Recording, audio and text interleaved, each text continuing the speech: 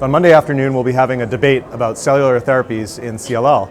We'll have a speaker who's presenting the position for allogeneic transplantation, our tried and true therapy that we've used for our highly refractory CLL patients for several decades now. We'll have a presenter also talking about CAR T-cell therapy, the newer cellular therapy approach, which is showing promise in CLL. But my job will be actually to talk about the case for novel combination therapy for CLL patients to be able to avoid cellular therapies. Right now, cellular therapies, although effective, can be quite toxic for our CLL patients, particularly for older and frailer patients. And so I'll try to make the case that most older CLL patients will be able to go on to novel agent-based therapies and do very well for many years, and be able to avoid the challenges of cellular therapies.